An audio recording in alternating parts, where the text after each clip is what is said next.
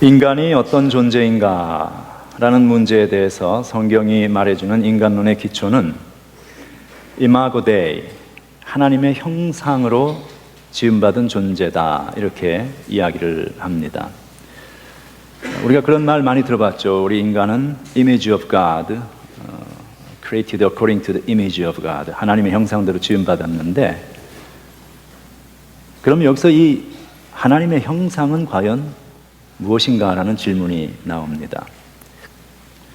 어거스틴에서 토마스 아퀴나스로 이어지는 서구 신학에 의하면 이 하나님의 형상을 어떻게 해석했는가 하면 우리 인간 속에 있는 영적인 특징이라고 설명을 합니다.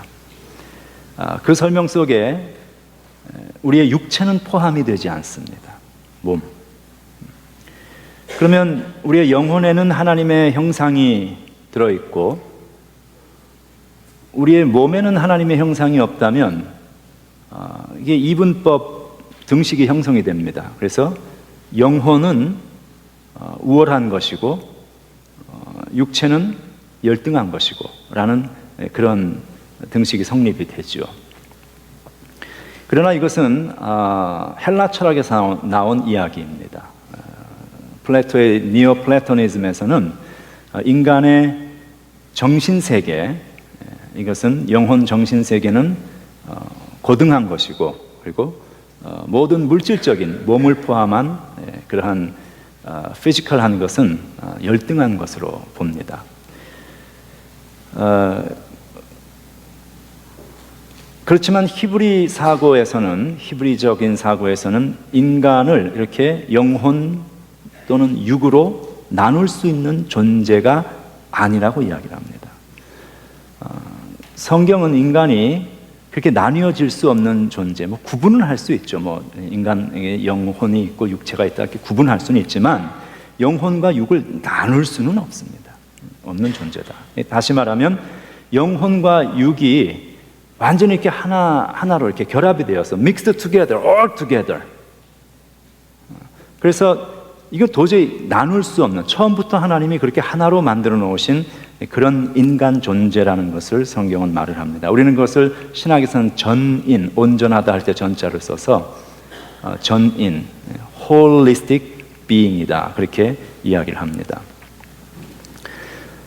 헬라적인 사고에서는 죽음을 어떻게 이해하는가 하면 인간의 영혼과 육체가 분리되는 현상, 그게 죽음이라고, 육체 죽음이다, 이렇게 이야기를 합니다.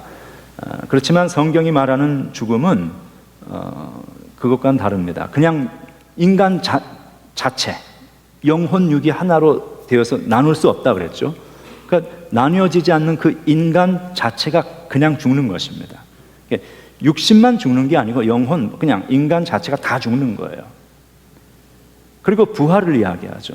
부활은 뭐냐면 죽은 인간이 그대로 다 살아나는 거예요. 근데 육체는 죽으면서 상해버렸잖아요. 그러니까 하나님께서 새로운 부활의 육체를 우리에게 입혀주시는 것입니다. 그래서 성경이 말하는 죽음과 부활은 아주 간단해요. 죽음은 인간 자체가 그냥 죽는 것입니다. 그리고 부활은 그 죽은 인간이 살아나는 것입니다. 이건 헬라 철학에서 이야기하는 것과는 아주 거리가 먼 이야기죠. 이렇게 인간이 영혼 육이 하나로 어우러져 있는 존재다, 나눌 수 없는 존재다라는 통합체로 보는 그런 인식이 20세기 후반 의학을 통해서도 많이 발전되어 나오기 시작합니다. 왜냐하면 임상을 해보고 사람을 치료하다 보니까 이게 나눌 수가 없다는 사실을 깨닫게 된 거예요. 그러니까 몸 따로 정신 따로가 아니라 이게 같이 있구나. 인간의 육체 속에 인간의 정신이 같이 함께 있다는 사실을 인식하기 시작합니다. 성경에 보면 예수님이 병자를 치료하신 사건들이 많이 나오죠. 이것은 흥미로운 이야기예요. 우리는 그냥 예수님 오셔서 아픈 사람 치료하셨다 정도로 생각하는데 그렇지가 않습니다. 그것은 아주 깊은 신학적인 메시지가 담겨 있는 사건입니다. 성경에서 예수님께서 하셨던 그런 많은 일들은 하나하나가 상징성을 그 안에 담고 있는 메시지를 선포하는 내용입니다. 그냥 하신 일이 아닙니다. 그리고 예수께서 하신 많은 일들이 있지만 그것을 다 기록하지 못했다고 성경이 말하고 있죠. 그 가운데서 몇 가지를 뽑아서 아주 뚜렷한 상징성이 있는 메시지를 전하고자 하는, 그래서 요한복음에서는 예수님의 행적, 예수님의 특별히 행하신 아주 특별한 이적과 같은 사건들을 sign, 표적이라고 이야기를 합니다. 왜냐하면 그 사인이라는 건 뭐예요? 사인을 우리가 볼 때 스탑 사인 같은 거 이렇게 팔각형으로 생긴 것은 스탑이라는 말이 없어도 그거 보면 서야 된다, 메시지가 그 안에 들어있는 거예요. 이 사인은 그것을 통해서 예수님이 누구이신가 하는 것을 보여주는 것이죠. 전달하는 그런 딜리버리 매체가 되는 것입니다. 그러면 예수님이 오신 목적은 세상을 구원하기 위해서 오셨어요. 그 세상을 구원하기 위해서 오신 예수님이 일반 의사들도 할 수 있는 사람 아픈 몸 고치는 그런 일이나 하고 계셨을까라고 우리가 생각해 볼 수가 있습니다.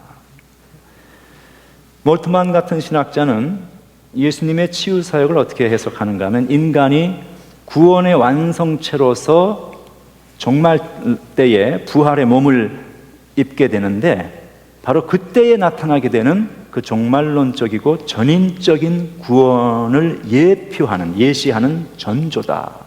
그러니까 우리가 구원의 완성을 입게 되면 부활체를 입죠. 우리가 부활의 영광스러운 몸으로 나타나는데, 지금은 우리가 완전한 그런 상황은 아니란 말이에요.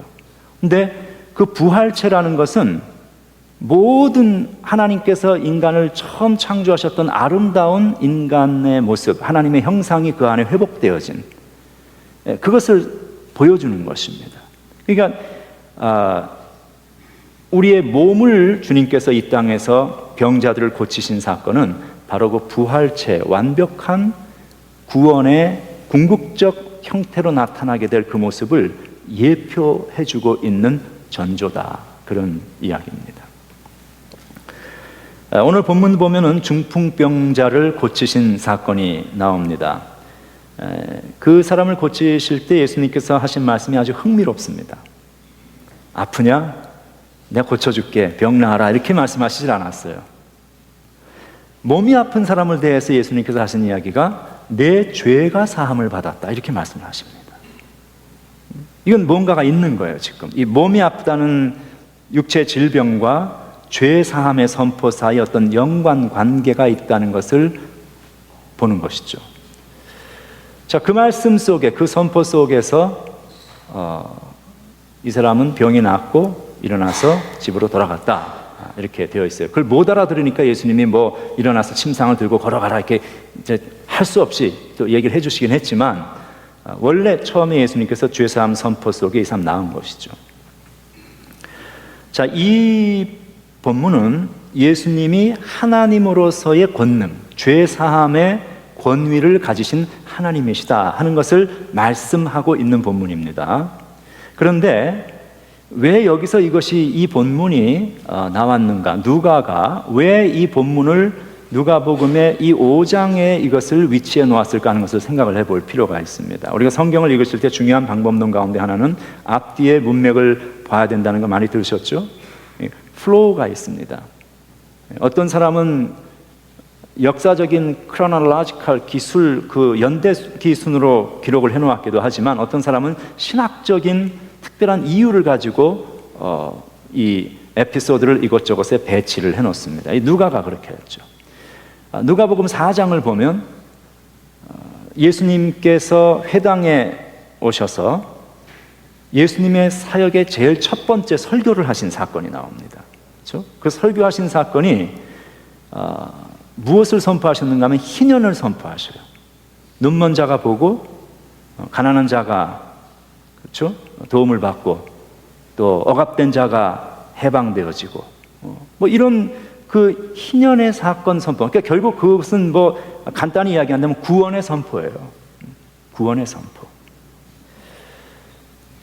그 누가복음 4장에서 예수님이 오신 목적은 구원이라는 거예요. 인간 구원, 인류 구원을 위해서 모든 묶여있는 것들, 죄와 사망에 묶여있는 모든 상황에서 그들을 해방시켜서 구원의 온전한 상태로 그들을 만들어주신다는 그 구원의 선포를 하신 직후에 그 다음에 5장에 오늘 이 본문이 나오는 거예요. 그리고 그 예수님 구원의 선포의 일환으로서 오늘 중풍병자를 고치시는 사건이 나옵니다. 그러니까 이것은 단순히 몸 아픈 사람 그냥 고쳐준 정도의 그건 의원도 얼마든지 할 수 있죠. 그런 것이 아니라 이건 아주 신학적인 메시지를 가지고 있는 내용이다 하는 것입니다. 자, 한번 질문을 해볼 수가 있어요. 자, 그러면 몸 아픈 사람에게 예수님께서 죄사함을 선포해서 이 사람이 나았다면 이 사람이 몸이 아팠던 것이 죄 때문에 아팠다는 이야기인가? 라고 우리가 쉽게 생각할 수가 있는데 그건 꼭 그렇지는 않습니다. 성경은 우리가 경험하는 모든 육체 질병이 죄로 인한 것이라고 말하지는 않아요. 다. 예를 들어서 우리가 감기가 걸리면 이불을 덮지 않고 잤다든지 너무 에어컨을 세게 틀었다든지 그런 이유가 있어서 감기가 걸리는 것이지 거짓말해서 감기가 걸리지 않습니다. 그렇죠? 그러니까 우리가 경험하는 일반적인 병은 다 어떤 의료적인 문제, 위생적인 문제 때문에 발생하는 거예요. 물론 어떤 병 가운데는 못된 짓을 하고 죄를 지으니까 그 결과로 그 병이 걸리기도 하지만 그저 일반적인 병은 이게 의료적인, 위생학적인 문제입니다. 그런데 왜 예수님은 오늘 본문의 중풍병자의 병을 고치시면서 죄사함을 선포를 하셨을까? 이거 우리가 좀 생각해 봐야 할 문제입니다. 성경은 인간이 경험하는 모든 질병과 고통의 문제들, 풀리지 아니하는 삶의 고난과 어려움들, 이것이 죄로 말미암은 우주적이고 그런 그 보편적인 타락의 결과라는 것을 말하고 있습니다. 원래 처음에 하나님께서 만드셨던 온 세상은 아주 아름다운 그런 하나님의 order, 하나님의 질서 속의 세상입니다. 근데 여러분, 우리가 뭐가 고장났다 그럴 때 뭐라고 이야기합니까? out of order. 그 out of order라는 것은 질서가 없어졌다는 이야기예요. 질서가 있으면 모든 것이, 이거 제가 얘기했죠? 평안이라는 것은, 샬롬이라는 것은 everything in its place. 모든 게 자기 자리에 있으면 우리의 삶 속에 평안이 있어요. 하나님이 처음에 만드신 그 삶의 질서대로 모든 것이 있어야 할 자리에 있으면 우리의 라이프에는 샬롬이 있습니다. 그건 하나님의 오더가, 하나님의 질서가 있습니다. 근데 그 하나님의 질서가 깨어져 버린 거예요. out of order가 됐어요. 그 상태를 죄가 들어옴으로 out of order, 깨어져서 모든 기능이 정상화되어지지 않고 가동이 제대로 안 되고 고장난 엉망진창 뒤죽박죽이 된 상태, 그 결론들 가운데 하나가 질병도 있는 거예요, 인간이. 죄를 지어서 내가 거짓말해서 지금 몸이 아픈 게 아니라 그냥 인간이 가지고 있는 이 삶의 본질적인 죄의 문제의 결과라는 거죠. 죄의 삭시 사망인 것처럼 왔다는 것입니다. 죄는 하나님의 질서와 축복을 혼란과 저주로 바꾸었습니다. 죄가 들어오면서 하나님이 창조하신 모든 아름다움이 추한 것으로 다 바뀌어버립니다. 여러분, 큰 아름다운 스크린을 한번 상상하세요. 그 스크린에는 에덴 동산에 광활하고 따사롭고 아름다운 봄 동산과 같은 모든 모습이 화사하게 펼쳐 있습니다. 꽃이 피고 푸른 나무와 새가 날고 모든 것이 아름다운 질서 속에 있는 그곳에 죄가 들어오기 시작하면서 그 스크린 전체가 거무칙칙한 그런 회색의 적막한 그런 것으로 싹 변해버리는 상황이 창세기 2장에서 3장 넘어가는 상황입니다. 다 바뀌어버렸습니다. 죄가. 나의 뼈 중에 뼈요 살 중에 살이요 라고 처음에 하나님께서 인간을 만드셨을 때 사람들이 서로를 대해서 그렇게 고백했어요. 그래서 서로 사랑했어요. 근데 지금 죄가 들어온 이후에는 서로 사랑하는 것이 아니라 서로를 적대하며 사랑합니다. 창조 짓고 하나님 보시기에 모든 것이 아름다웠다 성경은 말하죠. 그 땅, 그 아름다웠던 땅은 죄가 들어오고 어떻게 변했습니까? 가시와 엉겅퀴가 나는 그런 기괴한 그런 인간을 공격하는 적대자로 바뀌어버립니다. 인간은 자연을 공격하고 억압하고 착취하고 자연은 인간을 공격하죠. 지금 사람과 사람의 관계는 깨어졌습니다. 그리고 자연의 모든 환경은 다 파괴되어 갔습니다. 우리가 한 가지 생각할 것이 있습니다. 성경이 말하는 구원은 내가 예수 믿고 구원받아서 천당 가는 거 아닙니다. 우리는 구원이라는 것을 그렇게 생각합니다. 물론 그 모습이 있습니다. 그런데 내가 믿어서 내가 구원받고 천당 가는 것은 구원이라는 성경이 말하는 아주 큰 그 범주 속에 아주 지극히 작은 하나의 일부분이에요. 우리는 그것을 내가 믿어서 천당 가는 것을 구원의 전부라고 생각하는데 그건 천만의 말씀. 성경이 말하는 구원이라는 말의 본질적인 의미는 recovery, 회복입니다. 회복. 하나님과 깨어진 관계성이 회복되어지고, 그리고 인간과 인간의 깨어진 관계성이 회복되어지고, 그리고 파괴된 이 모든 세상 자연 만물과 환경이 다 원래의 상태로 회복되어지는 거예요. 사람은 관계성 속에 살아가는 존재이기 때문에 깨어진 관계가 회복되는 것이 구원의 결과입니다. 그런데 사람끼리의 관계만 회복이 되어서 구원이 다 이루어지는 것이 아니라 우리가 지금 그 안에서 살아가고 있는 온 세상 만물 환경이 다 회복되어져야 합니다. 원래 하나님께서 만드신 창조의 아름다운 모습으로 회복되어져야 합니다.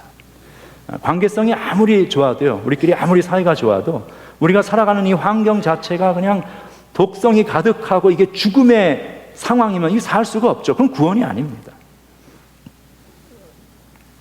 그래서 계시록 21장은 궁극적으로 우리가 경험하게 될 구원의 완성 단계, 그 모습을 보여주는데, 그때 보좌에 앉으신 하나님이 그렇게 선포하죠. 보라, 내가 만물을 새롭게 한다. 그냥 사람 하나 구원해서 인간만 구원하고 뭐 천국 가 이게 아니라 하나님께서 만물을 새롭게 하시는 그런 것이 뭐 로마서에도 나오고 말이죠. 온 피조 만물이 하나님의 아들들의 나타남을 기다리며 신음하고 고통하고 있는 그런 얘기가 나옵니다. 구원은 회복입니다. 특별히 인간 구원은 하나님의 형상의 회복입니다. 처음에 하나님 나를 지으셨던 그 아름다운 인간의 원래의 모습으로의 회복입니다. 원래 하나님이 지으신 아름다운 존재, 그 죽은 영성이 예수 믿고 나서 살아나서 하나님의 자녀가 되고 하나님과 교통할 수 있는 그런 하나님 관계성 회복되고, 깨어진 이웃과의 관계성이 회복된 것입니다. 그런데 하나님께서 인간을 회복하실 때에 빼어놓을 수 없는 중요한 요소가 하나 있는데, 그것이 무엇인가 하면 육체의 회복입니다. 육체의 회복. 그래서 성경은 부활을 말할 때에 영혼의 부활을 말하지 않습니다. 성경은 육체의 부활을 말합니다. 부활을 이야기하고 있는 것들을 아주 자세하게 이 시각으로 다시 읽어보십시오. 성경은 철저하게 육체의 회복, 부활. 이것은 인간 구원이 영혼 구원에 한정되는 것이 아니고, 하나님 우리 영혼만 구원하시는 게 아니고 그냥 영혼 육이 분리될 수 없는 하나라 그랬잖아요. 인간 구원은 인간 전인의 구원이에요. 영혼 육을 그냥 다 포함하고 있는 우리 인간 자체에 대한 구원입니다. 오늘 중풍병자에게 주님께서 그 육체의 질병을 고치시면서 하신 말씀, 너 죄 사함을 받았다라는 이 말씀은 하나님의 형상이 파괴되어져 죄의 세력 가운데 놓여져 있던 그의 삶, 그래서 병도 걸리고 그래서 마음도 깨지고 그래서 모든 그 죄의 가운데 살아갈 수밖에 없던 그 삶을 전인적으로 회복시켜 주셨다라는 그런 의미가 들어 있습니다. 오늘 본문 서두에 보면은 병을 고치는 예수의 능력이 병을 고치는 주의 능력이 예수와 함께 하더라, 이런 말씀이 나옵니다. 이것도 같은 맥락입니다. 예수님이 이 땅에 오신 이유는 인간 구원을 위해서 오셨죠. 인간 구원. 근데 그 인간 구원을 위해서 오신 분이 하시는 사역이 뭐 일반 의원도 할 수 있는 단순한 육체 병 고치는 그런 수준의 이야기가 아니고, 바로 이 병 고치는 능력이라는 것은 본질적으로 깨어져 있는 하나님의 형상을 회복시키시는 그런 예수님의 사역을 의미하고 있습니다. 스트레스가 육체의 병을 유발하는 가장 큰 요인이고, 그것을 악화시키는 그런 요인이라는 것을 이제는 모르는 사람이 없죠. 그 반대로 평안한 마음, 또 웃는 마음과 얼굴, 즐거운 마음, 이것은 암 같은 아주 극도의 위험한 병일지라도 그 사람을 치료할 수 있는 가장 중요한 요인 가운데 하나라는 것도 이제는 거의 상식이 되어 있습니다. 그래서 잠언 17장 22절 말씀에 보면 이런 말씀이 나오죠. 마음의 즐거움은 양약이라도, 무엇에 대한 양약? 육체를 고치는 좋은 약이다. 마음의 즐거움이 육체를 고친다. 심령의 근심은 뼈를 상하게 한다. 이게 지금 마음과 정신과 육체가 하나로 되어 있다, 서로 관계성이 있다 하는 것을 이야기하는 것이죠. 통합체로 인간의 존재는 되어 있어서 이게 나눌 수 없는 존재다, 전인적 존재임을 말씀합니다. 하나님의 구원은 우리의 영혼뿐만 아니라 육신을 포함하는 전인적인 구원으로 우리에게 주어집니다. 그것이 이 땅에서는 육체의 치유로 나타나고 하나의 전조이죠. 예표예요. 내가 앞으로 완전한 구원, 이 부활체가 될 것이다. 궁극적으로는 우리에게 부활의 육체를 덧입혀 주셔서 우리 완전한 구원의 완성에 하나님의 형상을 하는 존재로 살게 하십니다. 예수 믿는 사람들은 그 구원의 은혜를 경험한 사람들입니다.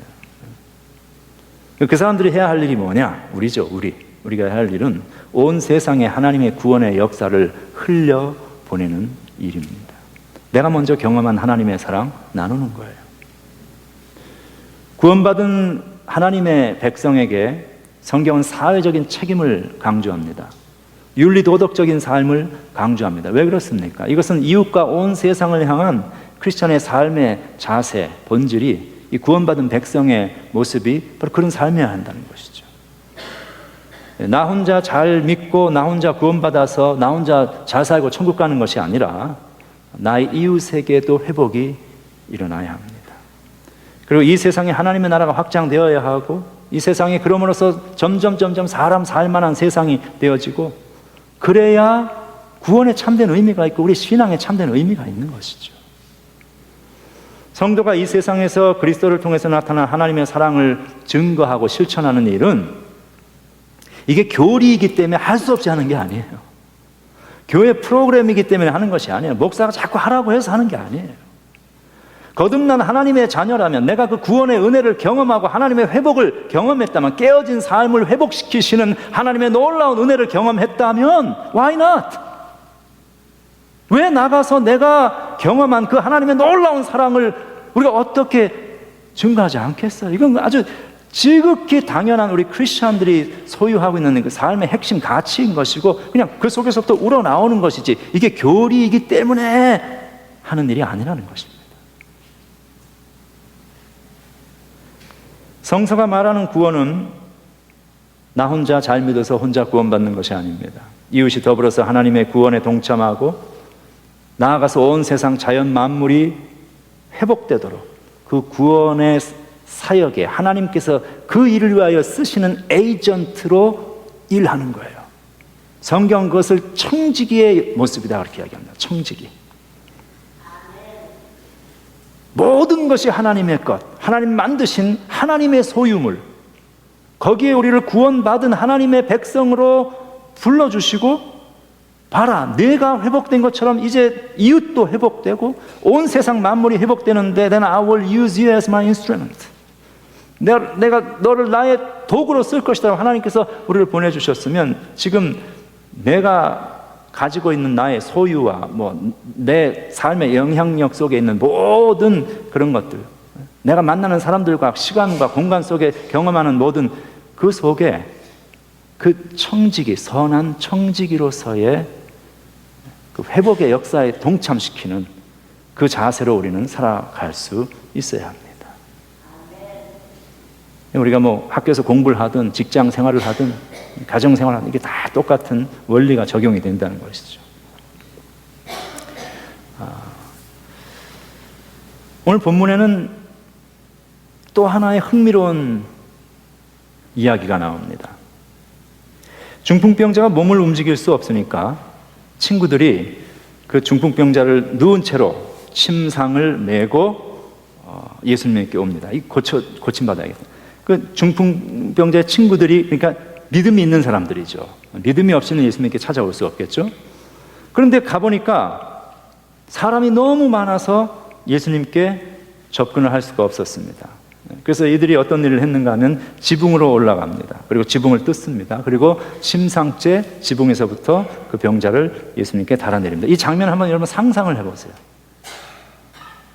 그게 오죽 무겁겠어요? 그 사람 하나 매는 것도 쉽지 않은데 침상째 같이 메고 왔으니 그거를 메고 와서 좀 들어가자고 하는데 자리를 아무도 안 비켜줘요. 야, 우리도 여기 와서 지금 반나절 기다렸다. 줄 서라, 줄 서. 이게 뭐 그럴 시간도 없고 도대체 이게 뭐 안 되는 거야. 그러니까 이 사람들이 구하는 생각이, 야, 지붕으로 올라가자. 그 참 보통 사람들이 아닙니다. 지붕으로 올라가자. 그 지붕으로 올라가서 지붕을 뜯었어요. 뜯고 침상을 쫙 달아내리는, 그 사람들이 다 목도했을 거 아니에요. 뭐야? 그 예수님 앞으로 엘리베이터처럼 쫙 그 병자가 이렇게 이게 내려오는 그런 모습이죠. 이게 보면은 이 사람들이 정말 보통 사람들이 아닙니다. 이 네 명의 친구들 보통 이하입니다. 남의 집 지붕을 뜯은 사람들입니다. 지붕도 보통 뜯었겠어요? 침상을 그대로 달아내렸을 정도면 지붕을 통째로 뜯은 사람들. 우리는 이 사람들에게 한번 주목을 해볼 필요가 있습니다. 그리고 이 사람들과 예수님과의 그 만남의 다이내믹을 한번 눈여겨볼 필요가 있습니다. What is going on here? 20절 말씀 보면 이렇게 되어 있어요. 예수께서 그들의 믿음을 보시고 이르시되 이 사람아, 중풍병자에게 내 죄 사함을 받았다, 이렇게 말씀하셨어요. This is very strange. 여기서 그들의 믿음이라고 말씀하셨을 때 그것이 친구들의 믿음을 의미하는지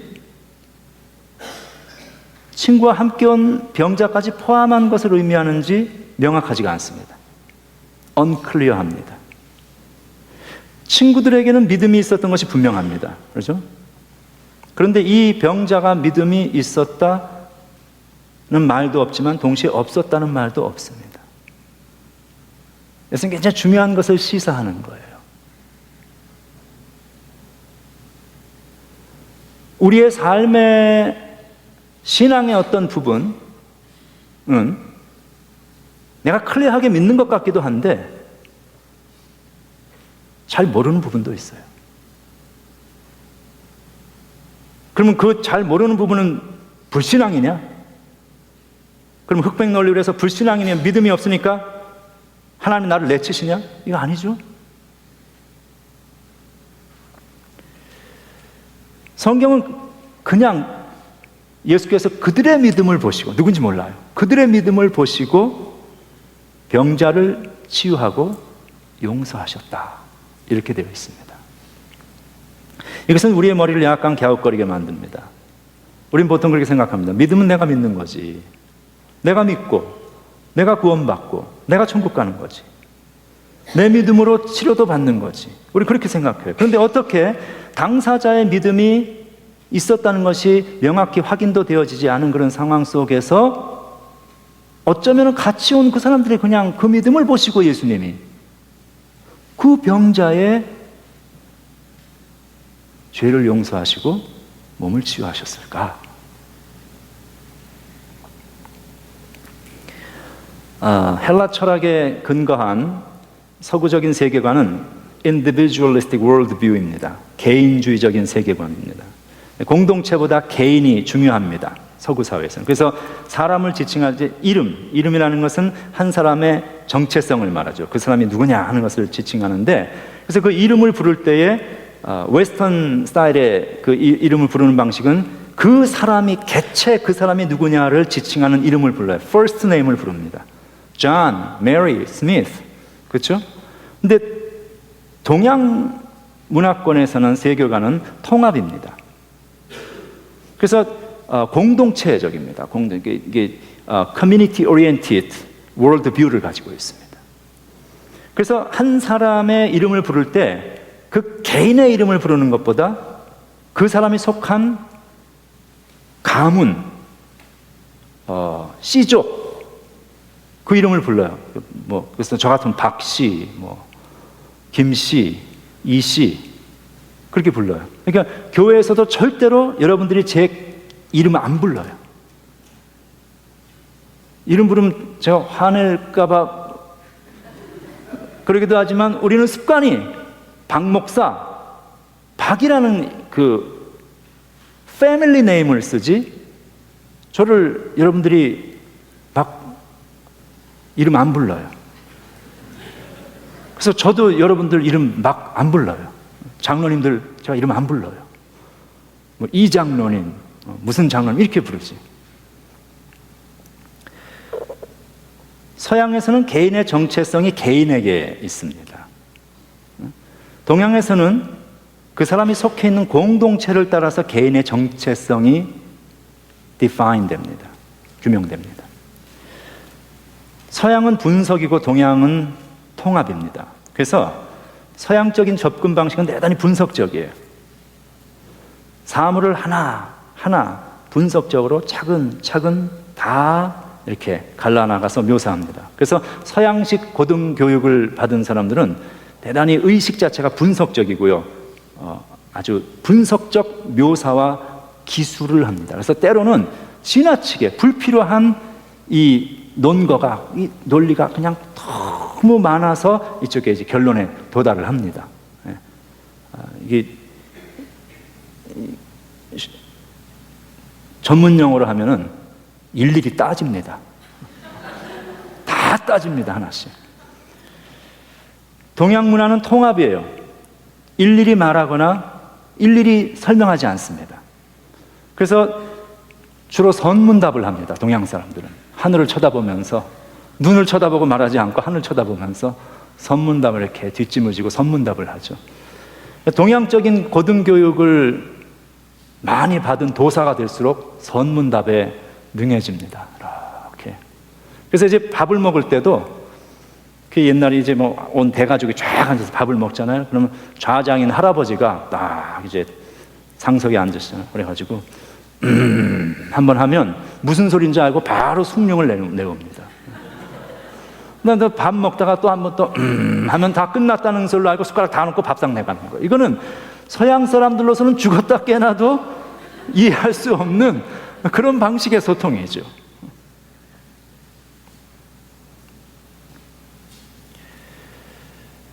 그럼 어느 것이 옳으냐라는 이 질문은 틀린 질문인 거예요. 둘 다 필요합니다. 서양적인 세계관도 일리가 있고 동양적인 세계관도 나름대로 일리가 있습니다.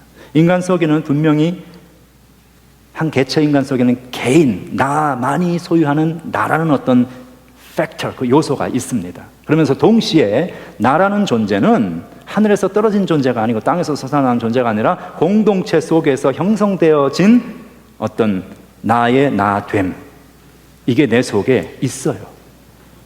이게 둘을 나눌 수 없는 거예요. 어느 쪽만 옳다 이렇게 얘기할 수가 없다는 것입니다. 그래서 이 두 가지의 균형, 개인과 공동체, 분석과 통합, 이 균형이 필요합니다. 그래서 신학에서는 이러한 접근을 통전적인 신학이다, holistic theology다, 그렇게 이야기를 합니다. 서구 중심적인 신앙관에서는 개인주의적인 신앙이 지배적인 성향을 가집니다. 그래서 특별히 종교개혁 이후에 이런 개인주의적인 신앙이 부각이 되었습니다. 그래서 내가 믿어서 내가 구원받아 라는 그런 생각이 강조되었습니다. 그러다 보니까 신앙이나 구원이라는 것은 철저하게 개인의 것이 되었어요. 개인 구원. 그래서 소위 Believers Baptism이라는 이제 그런 프랙티스가 있죠. 그런 그분들은 그분들 나름대로 소중한 거예요. 그런데 거기서는 인정하지 않는 것이, 우리 장로교단에서는 유아 세례를 합니다. 유아 세례가 Believers Baptism에서는 개인의 자기가 신앙 고백을 자기가 스스로 할 수 있어야만 세례를 주는 거예요. 맞죠. 그것도 맞는 부분이 있습니다. 그런데 유아 세례는 보면 그 아기가, 태어난 아이가 자기 신앙 고백 할 수 없잖아요. 그런데 세례를 주는 거예요. 그 왜 그러냐? 그 이유가 있습니다. 성경에는 개인의 신앙 고백을 통해서 구원을 받기도 하지만 공동체 신앙으로 구원받는다는 요소가 사실은 개인 신앙으로 구원받는다는 것보다 훨씬 많습니다. In fact, entire Bible, 성경 전체는요, 공동체 신앙이 꽉 차 있습니다. 모든 것을. 아주 쉬운 예로 이스라엘 공동체 보세요. 이스라엘 공동체. 그 사람들 한 사람 한 사람이 하나님 믿어서 구원받았다고 성경되어 있지 않습니다. 그냥 그 공동체에 속한 거예요. 이스라엘 공동체에 속해 있으니까 함께 구원받았어요. 다 출애굽했어요. 같이 우르르 나왔어요.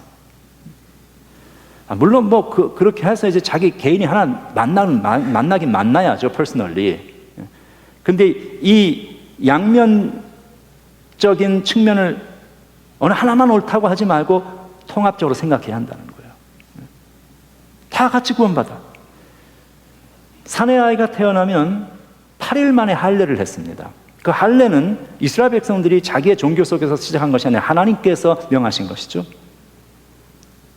난지 8일 되는 사내아이에게 할례를 행하면 그것이 너희와 나와의 언약의 표징이라고 말씀하십니다.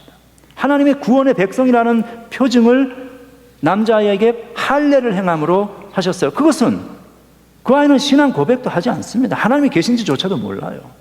그런데 그 의식을 통해서, 리추얼을 통해서, 세례 의식과 같은 리추얼을 통해서 하나님의 믿음의 공동체, 구원의 공동체 안에 함께 속했다는 것을 드러내는 표징이라고 하나님께서 말씀하셨어요.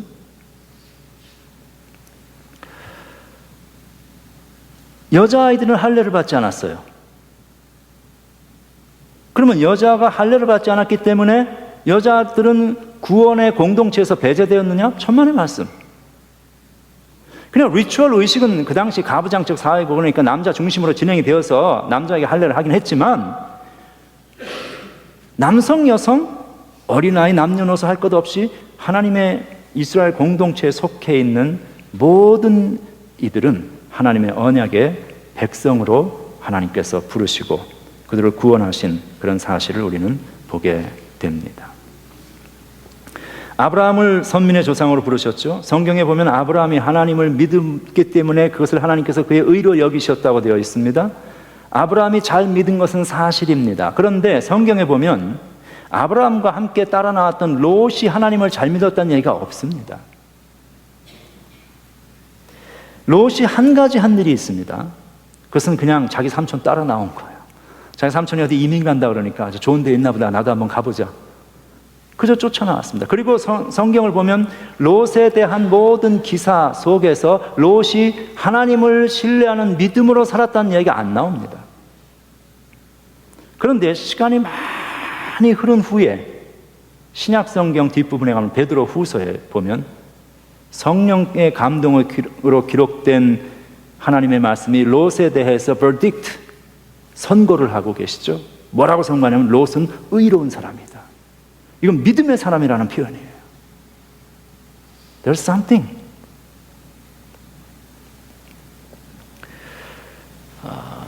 사도행전 16장에 보면 사도 바울이 옥에서 찬송하고 기도할 때 감옥에 갇힙니다. 감옥이 열리죠. 사람들이 다 도망간 줄 알고 간수가 자기가 책임을 물어서 문책을 당할 걸 알고 자결을 하려고 할 때 바울이 말리죠. 그리고 그에게 복음을 전합니다. 그때 유명한 사도 바울의 말이 있잖아요. 사도행전 16장 31절, 주 예수를 믿으라. 그리하면 너와 내 집이 구원을 얻을 것이다. 내 혼자 믿고 혼자 구원받는 게 아니라 함께 구원받는다는 사실을 성경은 이야기합니다. 이것은 내가 믿으면 내 가족들이 전혀 신앙생활을 하지 않아도 저절로 다 그냥 구원받는다라는 흑백 논리적인 그런 이야기를 하고 있는 것은 지금 아닙니다. 그러나 분명한 것은 내가 잘 믿으면 내가 미처 알지 못하는 하나님의 어떤 신비한 은혜가 어떤 방식으로든 나의 가족에게, 그리고 내가 함께 더불어 살아가는 내 주변의 이웃들에게 나를 통해서 하나님의 은혜가 흘러나간다는 것을 성경은 이야기하고 있습니다.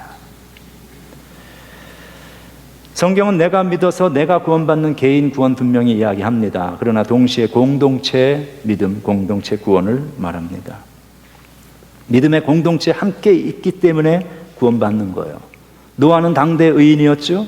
노아는 하나님 믿었던 사람들이었습니다. 그러나 노아와 함께 방주에 들어갔던 7명의 다른 식구들, altogether 8 people, 그 7명의 사람들에게 하나님을 향한 믿음이 있었다는 이야기는 성경에 나오지 않습니다. 그런데 그들이 했던 일이 있었어요. 노아와 함께 있었어요. 방주 들어갔어요. 같이 있었죠. 결과는 구원받았어요. 여러분, 이것은 무엇을 말합니까? 대단히 중요한 것입니다. 구원은 믿음으로 받는 것이 아닙니다. 저 이단 목사 하나 나왔네. 그러실 수 있을 거예요. 믿음이 중요하죠. 하나님을 향한 우리의 자세, 이게 믿음이니까 성경 그 믿음을 강조합니다. 그런데 구원은 믿음으로, 내 믿음으로 받는 게 아니고 구원은 하나님의 은혜로 받는 것입니다. 제가 어제 새벽 기도를 하고 이제 개인 기도를 하면서 이렇게 이제 하나님 앞에 생각을 했어요. 기도를 하면서 하나님, 제가 하나님께서 만약에 저를 지금 불러가시면 그냥 하나님 앞에 딱 섰어요. 그때 하나님께서 하나님 앞에 섰을 때 내가 할 수 있는 마지막 한마디의 말이 무엇일까? 우리 왜 그러잖아요. 그 사형 집행할 때 피고는 마지막으로 할 말이 있느냐 이렇게 묻잖아요. 그것처럼 하나님께서 내가 이제 너에게 영원한 이제 선고를 할 텐데, 운명을 선고할 텐데 너 마지막 할 말이 있느냐 나에게. 그럴 때 그 시점에 내가 하나님에게 드릴 수 있는 한마디의 말이 무엇일까 생각을 해봤어요. 하나님, 제가 잘 믿었잖아요. 목사했잖아요. 이거 안 먹힐 것 같아요, 하나님한테. 저는 목사입니다. 근데요, 하나님 앞에 섰을 때 제 믿음의 퀄리티 때문에 하나님 앞에 구원의 커트라인을 통과할 수 있다고 생각하지 않습니다. 이것은 저에게 믿음이, 오해하지 마세요. 저 예수 믿는 사람이에요.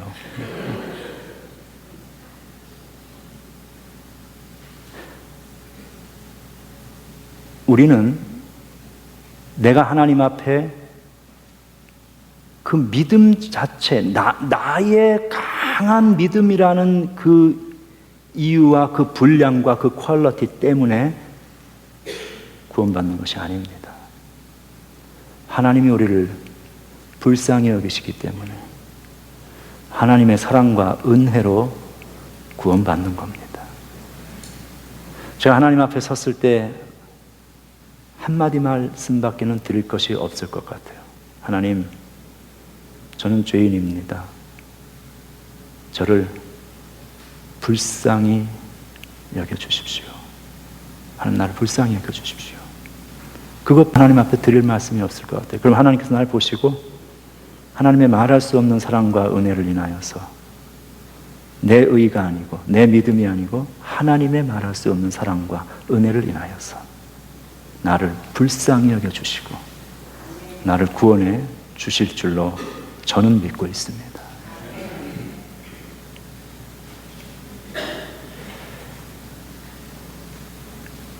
오늘 중풍병자, 주님 잘 믿었다는 얘기 없습니다. 근데 구원받았습니다. 은혜입니다.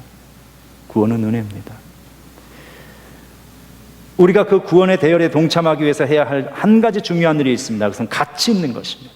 믿음의 대열에 동참하는 거야. 믿음의 사람들과 함께 있는 거예요. 그러다 보면 나도 모르게 시간이 지나고 나서 봤더니 내가 믿고 있네. 구원받은 나 자신을 발견하게 됩니다. 우리는 그것을 은혜라고 이야기하는 것이죠. 그리고 그 사실을 아는 사람들, 우리들이죠. 우리가 해야 할 일이 있습니다. 그것은 사람들을 주님께로 데려오는 거예요. 나도 여기 같이 있었더니 구원받게 된 것처럼 내 친구들, 이웃들, 교리 잘 모르고 성경 몰라도 괜찮아요. 그 복잡한 것 설명하려고 하지 마세요. 이상하게 설명해가지고 다 떠나게 하지 마시고 그냥 데리고 오세요. 그냥 오는 거예요, 교회로. 여기서 같이 있는 거예요. 오늘 중풍병자 데려온 친구들이 있어서 그 병자가 구원받고 회복되었듯이 믿음의 사람들과 함께 있는 환경으로 사람들을 데려오는 일, 하나님께서는 그 일을 위하여 오늘 우리에게 도전과 초청을 하고 계십니다. 기도하겠습니다. 하나님 감사합니다. 주의 말씀 속에 우리를 세우시고 우리가 우리의 믿음만큼 하나님이 우리를 구원해 주시는 것이 아니라 하나님의 말할 수 없는 사랑과 긍휼, 그 은혜로 우리를 불러주심을 감사합니다. 내가 믿음의 공동체에 있어서 나의 믿음이 성숙해가는 것처럼 우리가 그렇게 우리의 이웃들을 함께 부르게 하시고 하나님 만드신 이 온 세상을 회복시켜 나가는 하나님의 축복의 에이전트로 선한 청지기로 우리의 인생 살게 하여 주시옵소서. 예수님 이름으로 기도합니다. 아멘.